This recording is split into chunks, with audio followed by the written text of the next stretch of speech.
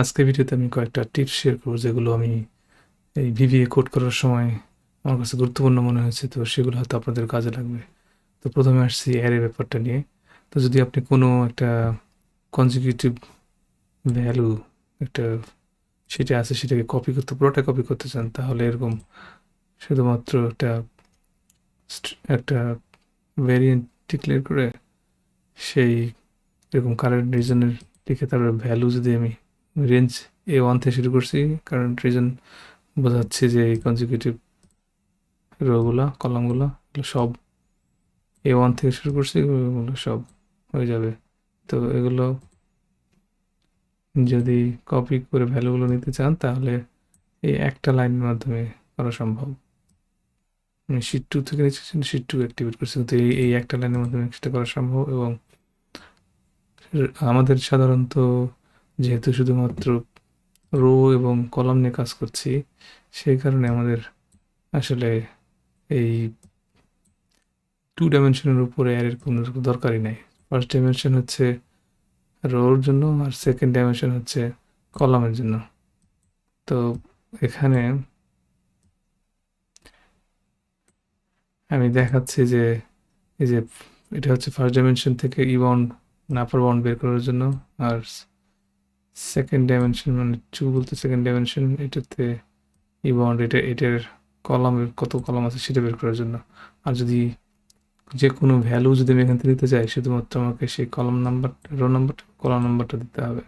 যেমন আমি এই লাস্টেরটা দিয়েছি যে আমি জানি এটা ফিফথ রো এবং থার্ড কলাম, সেজন্য এটা দিয়ে আমি এটাকে এখন প্রিন্ট করে দেখাবো যে সত্যি কিনা।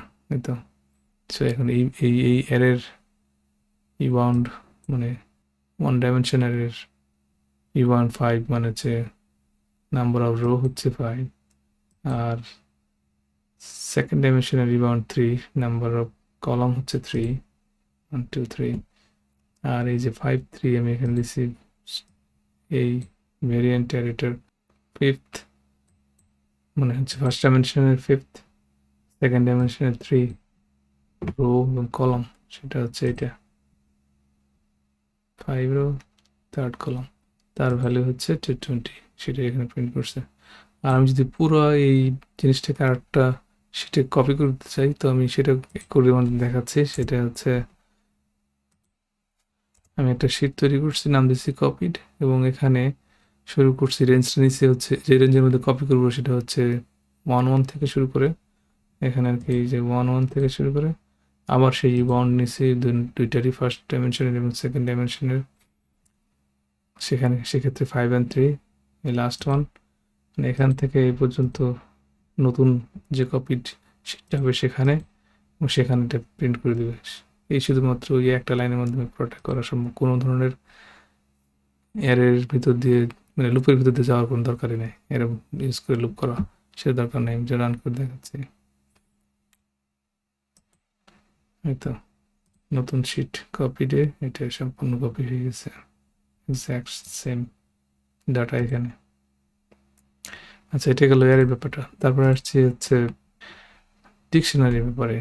তো ডিকশনারিতে এরকম অ্যাড, তারপরে এটা হচ্ছে কি, তারপরে আইটেম, এভাবে অ্যাড করা যায়। যে দুইভাবেই করা যায়, কি যে কি লেখে, তারপরে এটা কি আইটেম কি হতে পারে, নাম্বারও হতে পারে, যেরকম নাম্বারও হতে পারে, এরকম টেক্সট হতে পারে।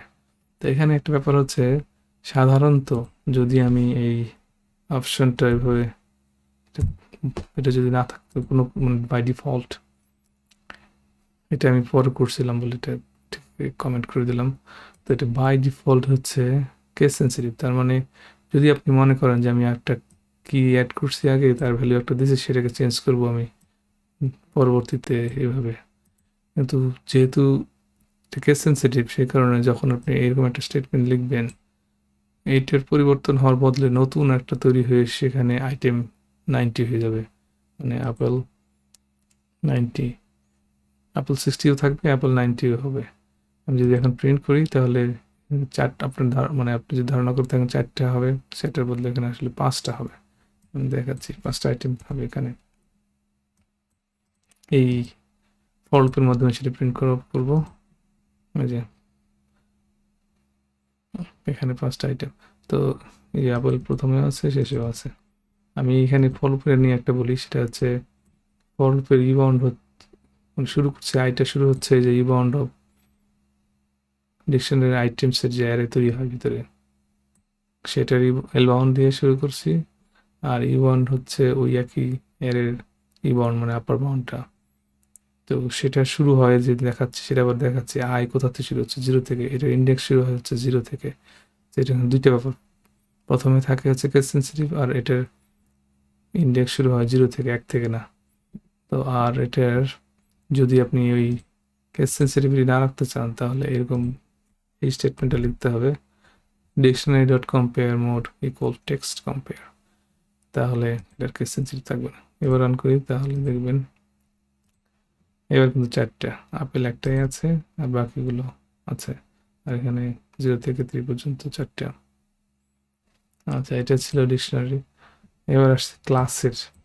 আমি এখানে একটা সিম্পল ক্লাস পার্সন ডিক্লেয়ার করছি। তো এখানে তার মেম্বার বা প্রপার্টি হচ্ছে নাম এবং date of birth, name and date of birth. তো ওইটা অ্যাসাইন করার জন্য আমি এখানে একটা সাব লিখছি, name equal to person name, যেগুলো পাস করা হচ্ছে, আর ডেট অফ বার্থ এগুলো পাস করা হচ্ছে, সেটা আমি এই নেম এবং ডেট অফ বার্থে পাস করে দিচ্ছি, মানে অ্যাসাইন করছি। আর এই ফাংশনটা লিখছি যে ওল্ডার কিনা, যে নতুন যে পার্সনকে এখানে পাস করা হচ্ছে সে কি যার, মানে এরকম যার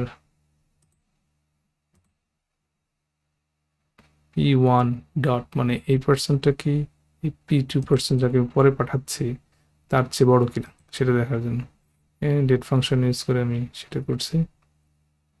এই শুধু রিটার্ন করবে ট্রু আর ফলস। তো এই ফাংশন যখন আমি কল করি, তার আগে বলি অ্যাসাইন করতে গেলে এরকম, মানে P1 নেম ডেট এভাবে অ্যাসাইন করা যায়। আবার আরেকটা ফাংশন যেখানে আরেকটা সাব লিখে রাখছে ছোট করে, যে আর এভাবে অ্যাসাইন করতে চাচ্ছি যে রেগুলার সাব, আমি পার্সনটাকে পাঠাচ্ছি,